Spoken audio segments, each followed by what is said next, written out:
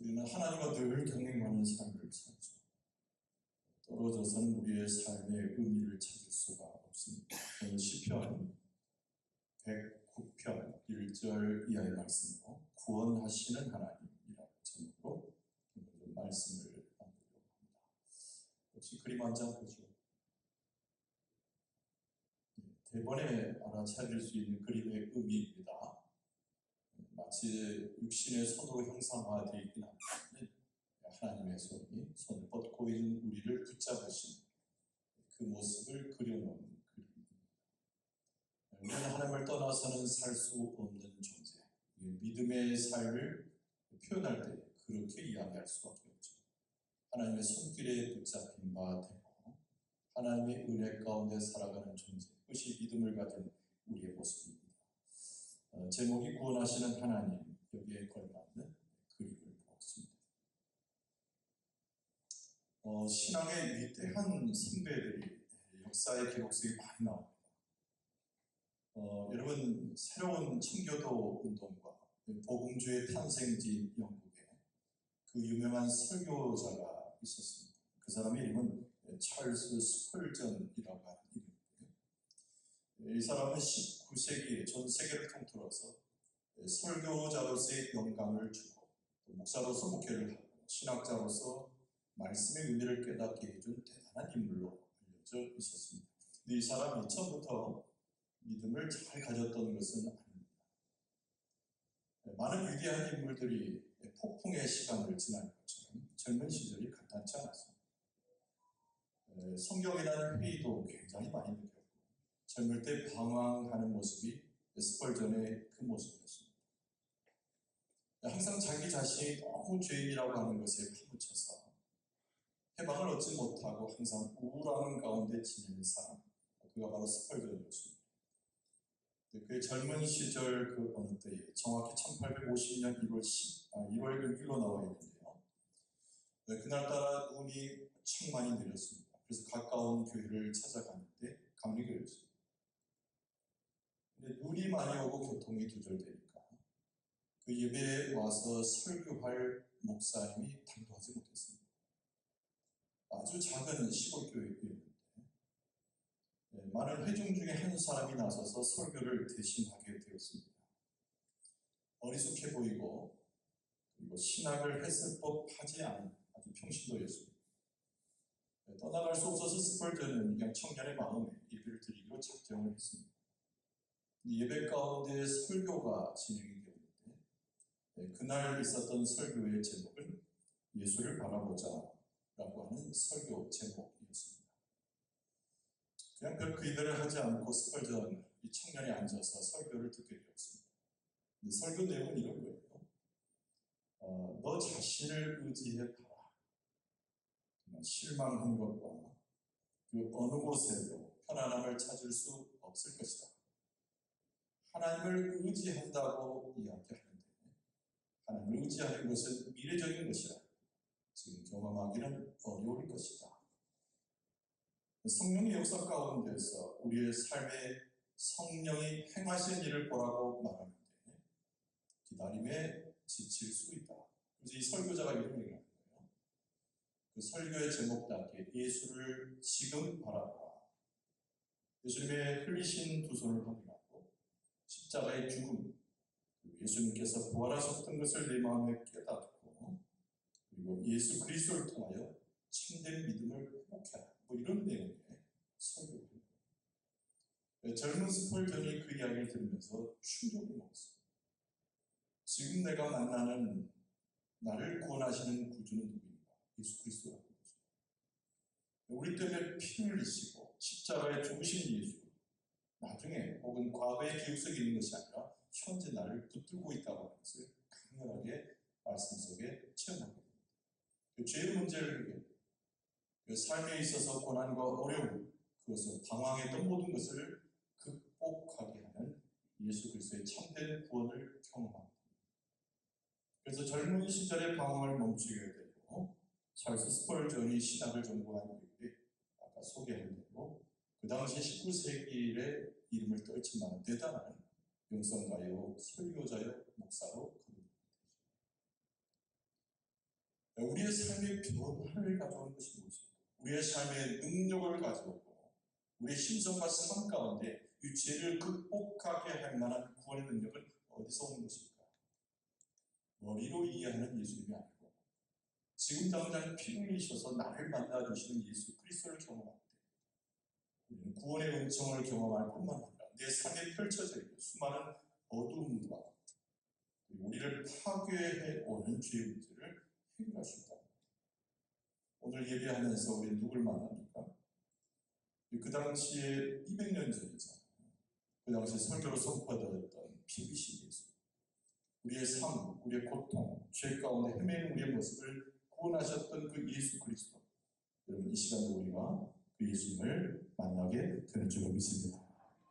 이 구원이라고 하는 주제는 우리 신앙의 삶에 있어서 굉장히 중요합니다. 오늘 본문의 말씀도 시편의 구약 본문이지만 똑같은 구원을 주제로 하는 다윗의 시입니다. 시이기 때문에 여러 가지로 분류가 되는데요. 오늘 시편 109편은 탄원시로 알려져 있습니다. 조금 더 심하게는 저주의 시 이렇게도 이야기합니다. 외국관이 이 다윗 주변에 있었던 험악한 대적자들 너무 고통을 주고 다윗을 넘어지게 하니까 하나님 앞에 그 모든 것을 아뢰는 가운데 저주의 표현을 많이 쓰고 있는 것이 오늘 본문의 말씀의 하나의 특징이기 때문에 탄원하는 거죠. 그리고 저주의 말을 서슴지 않고 행하면서 기도문으로 바꾸고 있기 때문에 그렇습니다. 그러나 근원적으로 오늘 시편 109편은 탄원시거나 그리고 입에 조금 담기 어려운 저주의 시가 아닙니다. 다윗이 하나님 앞에 드렸던 일종의 찬양시입니다. 이렇게 험악한 말들이 중간에 많이 나오는데 이 시가 찬양시로 하고 명명될 수 있는가? 1절이 시작이 그렇고 마지막 닿는 9절이 하나님을 찬양하는 것으로 이 시가 마감되고 있기 때문에 그렇습니다. 1절에 보면 내가 찬양하는 하나님 이렇게 이 기도가 시작되고 있습니다. 억울함을 호소하는 것도 있고 대적자들로 인해서 고통당하는 것을 아는 구절이 아주 저주처럼 표현되고 있기도 하지만은 하나님 앞에 기도하는 다윗의 모습 속에서 뒷부분에 하나님을 찬송하고 있었어요. 오늘 본문의 말씀은 탄원하고 있거나 누구를 저주하는 그런 시가 아니라 하나님을 찬양하는 찬양시가 되는 것이죠. 그래서 심판하시는 하나님 이렇게 부를 수 있는데 나의 억울함을 풀어주는 하나님 이렇게 부르실 수 있는데 다윗은 그렇게 시를 시작하고 있지 않고 내가 하나님을 찬양하는 내가 찬양하는 하나님이요 이렇게 하나님을 부르고 있다. 여러분 이 자세가 굉장히 중요해요. 우리가 다 모여있다고 해서 다 믿음을 이야기하면서 걸어가고 우리의 삶을 영위한다고 해서 다 하나님을 만나는 것이 아닙니다. 오늘 본문의 말씀에서 첫 번째로 기억할 것은 어떤 상황이나 어떤 환경에 있더라도 하나님을 찬양하는 신령을 가지고 하나님을 바라보는 자입니다. 하나님께서 만나주시고 싸매어주시고 함께 하신다고 하는 영적 비밀을 여기서 알 수 있게 됩니다. 여러분 찬양하는 마음, 하나님을 높이는 마음, 여러분과 저의 심령에 충만할 수 있기를 바랍니다. 근데 오늘 본문의 말씀은 탄원시라고 이야기하는 것 같은 마치 저주의 말들을 담고 있는 것처럼 대적자들에게 둘러싸인 다윗의 심령을 그대로 발산하는 거예요. 그것이 오늘 본문의 말씀의 전반부와 중반부 전체를 차지하고 있는다는 모습이어서 이것을 우리가 보고하지 않을 수가 없지요. 이곳에서 다윗의 영성을 새롭게 보고자 합니다. 단순한 저주의 표현이 어떤가? 자기의 삶의 고통을 아는 그 누구의 부르짖음에 불과했던가? 그것이 아니라는 거죠. 그래서 억울한 상황에 탄원하는 다윗의 모습, 이것이 첫 번째로 오늘 본문의 말씀 속에서 우리가 봐야 할 다윗의 시의 의미고 오늘 말씀을 대하고 있는 우리 눈이 열려져야 할 부분입니다. 여러분 다윗에게는 대적자들이 얼마나 많은지 몰라요. 오늘 본문의 말씀에 보면 이 대적자들이 나타나가지고 다윗을 공격합니다. 오늘 본문의 말씀 2절 보세요. 그들이 악한 입과 거짓된 입을 열어 나를 치며 속이는 혀로 내게 말하며 또 미워하는 말로 나를 두르고 까닭 없이 나를 공격하였습니다. 이렇게 고백합니다. 근데 이 표현 중에 보면 다윗이 수많은 대적에 휩싸여서 대적들이 다윗을 치잖아요. 근데 문제 핵심이 뭐냐면 왜 내가 이런 고통을 당하는지 다윗도 모르고 다윗을 치고 있는 자들조차 명분을 갖지 못하는 상황이라. 억울한 거예요. 아니, 알고나 당하면 어떻게 해보잖아요. 용서를 빌든지 아니면 탄원을 해도 명분이 있든지 아무 까닭이 없이 아무 이유가 없이 대적자들 계속 다윗을 쳐내므로 다윗이 그 고통 가운데 있습니다. 육신적 고통뿐만 아니라 심리적 고통과 영적인 고통을 아울러서 전체 당하고 있는 것이 다윗의 형편입니다. 그럼에도 불구하고 다윗이 하나님의 이름 찬양하는 하나님의 이름을 부르고 시작했기 때문에 다윗은 오히려 그들을 포용하고자 하는 자기의 마음도 이 시 속에 담고 있습니다. 여러분 4절 보면은 나는 그들을 사랑하나 이렇게 그들은 나를 대적하지만 나는 내 심령에 하나님을 찬송할 수 있는 사람이기에 하나님의 은혜를 누리는 사람이기에 저들을 향해서도 나는 사랑하는 마음을 가질 수 있다는 거죠. 그리고 4절 하반절에 나는 기도할 뿐이다. 대적자들을 대항해가지고 창칼로 싸우는 것이 아니고 내가 지금 하나님 앞에 서서 그 대적자들의 괴롭힘 당한 고통 속에서도 나는 하나님께 기도할 뿐이다. 이 다윗의 영성이 어느 곳에 이야기하냐면 자기의 삶에 곤고함과 어려움이 있을 때 자기가 그것을 해결할 수 있는 주체가 아니라는 거예요. 내 삶의 고통을 만날 때 내가 그것을 직접적으로 해결하는 것이 믿음의 내용이 아니라는 겁니다. 우리는 하나님 앞에 기도할 뿐이고 대적자들조차도 사랑하는 마음으로 대할 때 누가 개입하셔요? 하나님의 그 현장에 개입하셔서 하나님께서 해결하여 주시고 억울함을 풀어주시고 하나님의 은총 가운데 함께해 주시는 줄로 믿습니다. 다윗이 그걸 바라고 근데 그 고통이 얼마나 사무치든지 그 고통을 이해할 수 없는 고통의 그 답답함이 얼마나 깊었던지 오늘 본문의 말씀에 8절 이하에 보면 저주 섞인 이야기가 아주 가감없이 나옵니다. 이 시편 109편을 보면서 많은 사람들이 충격을 먹었다고 하죠. 어떻게 다윗의 입술 속에서 이런 저주의 말이 나올 수 있을까 싶을 정도입니다. 여러분 좀 골라서 보면 8절 말씀이에요.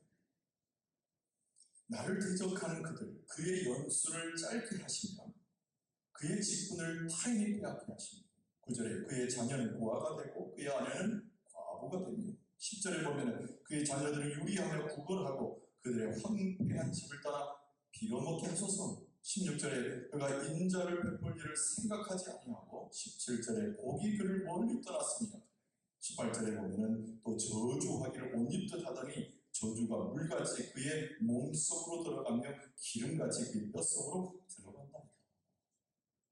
제가 읽고 있지만 다윗의 어떤 시에도 이렇게 저주 섞인 편을 쓴 기록이 납니다. 그리고 109편에는 다윗이 자기를 대적하는 우리들의 너무 답답함과 그 고통 때문에 하나님께 아뢰면서 그들이 다 그렇게 저주 가운데 죽어져 나가기를 소원합니다라고 표현하듯이 이 말을 쭉 열거하고 있는 거죠. 근데 시편 109편은 다윗이 혼자 앉아서 지은 시간이에요. 혼자 이렇게 아침에 일어나서 이렇게 중얼거리는 그런 시간이고 다윗 시대에 찬양대가 있었잖아요. 찬양대가. 그 찬양대가 이 가사로 이 곡은 알 수가 없습니다. 곡이 전해지지 않으니까. 찬양가 다윗의 찬양대가 이 가사를 가지고 이 시의 가사를 가지고 하나님 앞에 찬송할 때 사용했다는 것이 훨씬 놀라운 거죠. 여러분 우리의 찬양 속에 이런 표현이 있습니까? 우리의 찬양의 글귀 가운데 이것을 본 적이 있습니까? 그런데 오늘 본문의 말씀이 찬양대에 의해서 이 가사가 쓰여지는 곡을 연주했다는 것이 훨씬 충격적인 것입니다. 그래서 시편 109편을 사람들이 뭐라고 부르냐면 저주의 시편 이렇게까지 표현합니다. 그러나 우리가 다윗을 오해할 이유는 당연히 없죠. 다윗의 심정을 우리는 이해할 수 있기 때문입니다. 다윗은 완전한 어떤 하나님의 모형도 아니고 사람이지 않습니까?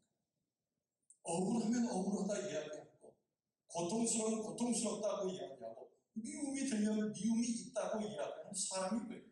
여러분 우리는 때로는 그리스도의 말씀대로 살고나 그의 사랑으로 우리의 삶을 살고나 상대방을 대할 때도 하나님의 인자하심으로 대하기를 소원하지만 우리 입술 보기에 신용과 사는 그렇지 않을 때가 훨씬 많지 않습니까?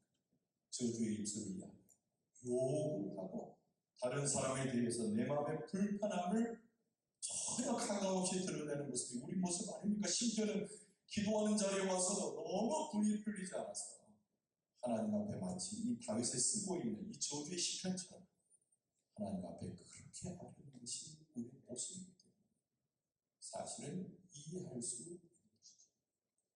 그리고 시편 109편에 제가 방금 읽어드린 저주스러운 이 구절들을 우리가 해석하는 데 있어서 매우 중요한 두 가지를 기억할 수 있어야 됩니다. 왜 이 시에다가 그리고 실제로 찬양대가 불렀을 그 곡에 붙여진 가사로도 쓰였을 이 내용을 왜 다윗이 이곳에 기록하고 쓰여 있습니다. 두 가지 의미가 있어요. 여러분, 첫 번째는 뭐냐면 다윗이 애워싼 무리들에 의해서 대적자들에 의해서 고통을 받고 억울함을 호소하고 있는 것은 분명하지만 개인적인 복수심에서 이걸 쓰고 있지는 않답니다. 다윗이 기억하는 하나님은 어떤 하나님이야? 인자하고 자비하시고 사랑을 베푸시는 분이지만 한편으로는 공의와 정의를 가지고 죄를 멀리하시고 포괄적인 사람들을 걸러내신 분이 하나님이시죠. 그러니까 다윗은 여기서 고백하기를 내 개인적인 복수심 속에 그들을 저주한 것이 아니라 하나님의 공의가 나의 삶과 백성과 대적하는 무리들 가운데 나타나기를 원하는 다윗의 심정이 첫 번째로 나옵니다. 두 번째 이유가 있는데 그 두 번째 이유는 딴 것이 아니죠.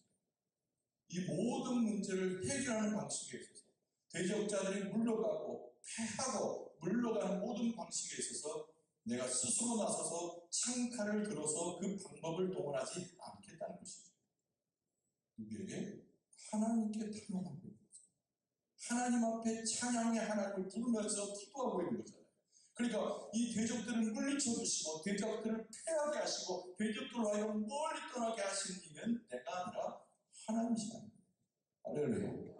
하나님의 방법으로 하나님의 때에 하나님의 능력을 통해서 이루기를 원하는 다윗의 기도입니다. 그들은 이렇게 악하고 그들의 삶은 저주 가운데 떨어질 수밖에 없는데 내가 손을 대는 것이 아니라 내 육신의 방법을 통하는 것이 아니라 하나님께서 직접 모든 것을 행하여 주기를 원하는 다윗의 기도입니다. 여러분, 사도 바울이 로마에 있는 교회에 편지했습니다.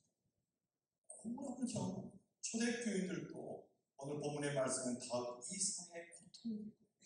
죽음이라고 하는 것이 앞에 오늘거리는 거거든요. 억울하죠. 박해를 받는 시대에 믿음 생활을 했으니까.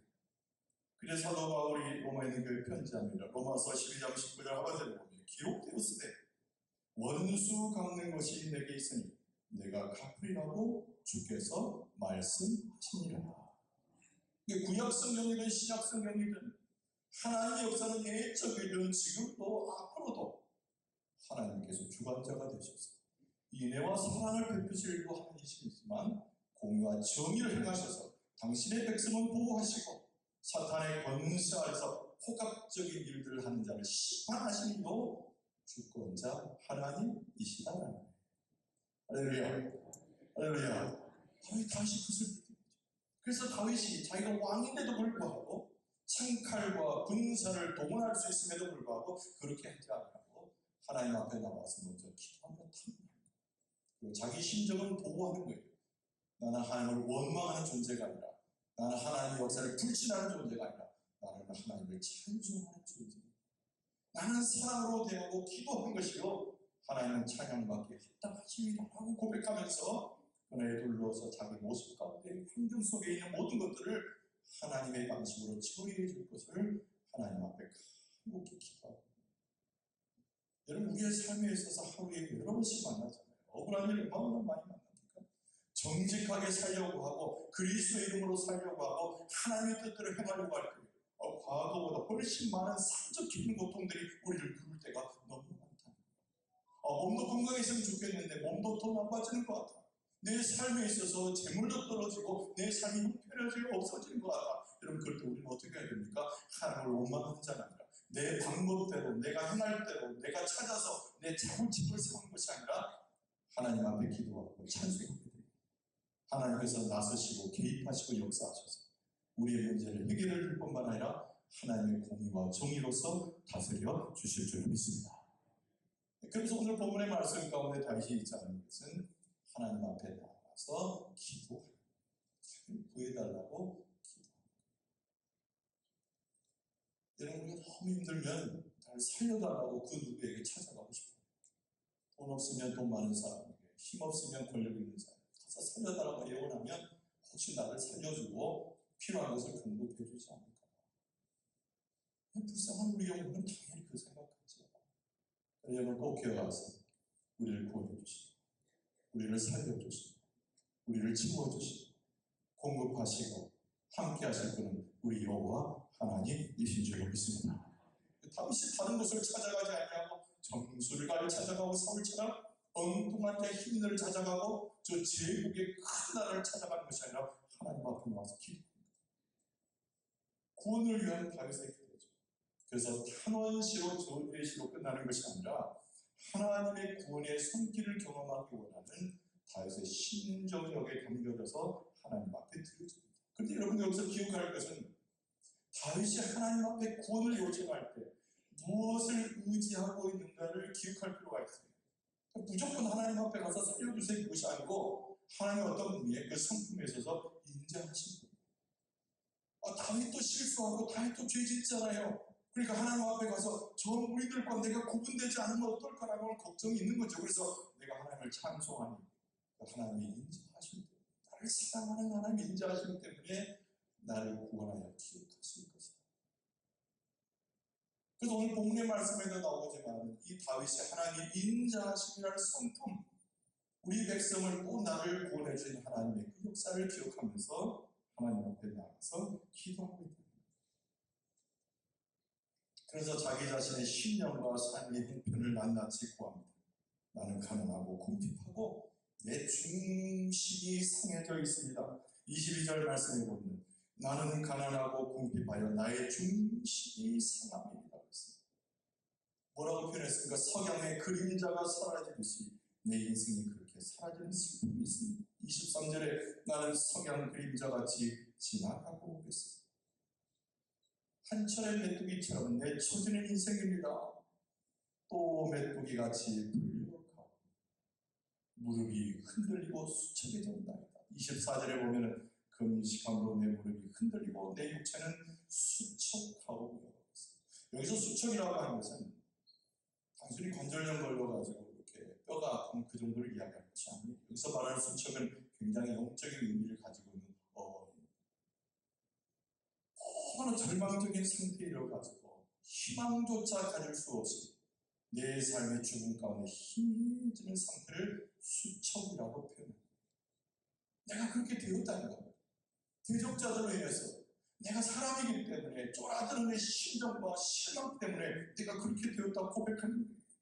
그런 그 절박한 처지 가운데서 하나님의 구원의 손길을 요청하는데 여러분 하나님의 구원의 손길을 요청할 때 뭘 기억한다고 했어요? 하나님의 성품인 인자하심을 기억한다니까요. 그래서 오늘 26절을 보세요.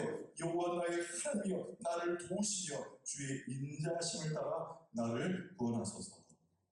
할렐루야. 하나님 인자로시고 하나님 앞에 나아가면 절대 우리를 책망하지 않으십니다. 내가 죄가 혹시 주홍같이 붉을지라도 내 삶 자체가 저 어딘처럼 별반 다르지 않아도 저들은 하나님을 찾아갈 수 없지만 우리는 누굴 찾아가요? 나의 구원주가 되시고 나를 긍휼히 여기시고 인자로 함께 하시는 하나님 앞에 찾아갈 수 있으니 이것이 특권이 되고 은혜가 되어서 하나님 앞에 가면 하나님 나를 나무라지 아니하시고 책망하지 아니하시고 그 인자하신 손길로 나를 붙들어 주셔서 나를 구원해 주신다. 인자하신 하나님이 우리 앞에 있음에 구원하여 주실 줄로 믿습니다. 그래서 뭐라고 하냐면 하나님 내가 나를 스스로 구원하는 것이 아니라 하나님께서 구원하시는 일들이 온 세계 만방에 있는 사람들이 보도록 그렇게 행하여 주옵소서. 이것이 그 뒷부분에 나오는 거예요. 27절에 보면 이것이 주의 손이 하신 일인 줄을 그들이 알게 하소서. 주 여호와께서 이를 행하셨나이다. 그러니까 하나님의 역사가 멀리 있는 것이 아니에요. 내 골방에 있을 때 하나님 나를 고쳐주셔서 하나님 감사합니다. 그러고 끝나는 것이 아니에요. 내 삶이 회복이 되어질 때 다른 사람들은 모르는데 나 혼자 회복되었습니다. 이렇게 말하는 것이 아니에요. 현재 다윗이 무엇을 보냐면 나를 고쳐주시고 이 백성을 인도하신 주의 인자하심과 구원의 역사가 저 나를 대적하는 우리들 저 이방 사람들이 보기에도 하나님의 이름이 충만하고 나타날 수 있도록 그렇게 행하여 주옵소서. 여러분, 교회가 소문난다는 것이 다른 게 소문나는 것이 아니라 영광중앙교 성도들은 하나님 앞에 기도하며 하나님께서 불쌍히 여기시고 인자하심으로 구원하시고, 영광중앙교 성도들은 기도할 때 하나님이 들으시고, 영광중앙교 성도들은 하나님께서 건지셔서 풍요와 부요와 필요한 것을 공급하여 주시더라. 세상 사람들이 그렇게 보는 거예요. 하나님의 역사는 은밀한 곳에 있지 아니하고 하나님의 역사는 저 뒷방에 있지 아니하고 온 세상 가운데 편만하게 알려진 거예요. 왜냐, 하나님은 온 세계를 지으신 분이 아닙니까? 온 세계 가운데 역사하신 분이잖아요. 그래서 다윗이 고백하기를 나를 구원하소서, 나를 이 신령의 상태에 쪼들려도 고통된 상황에서 구원해 주소서. 근데 그 하나님의 역사는 내 스스로 자구책으로 해결됐다 말하지 마시고, 또 하나님 행하신 일들이 우리 백성뿐만 아니라 나를 대적하는 우리들도 다 보게끔 하나님의 역사가 나타나게 된다고 기도합니다.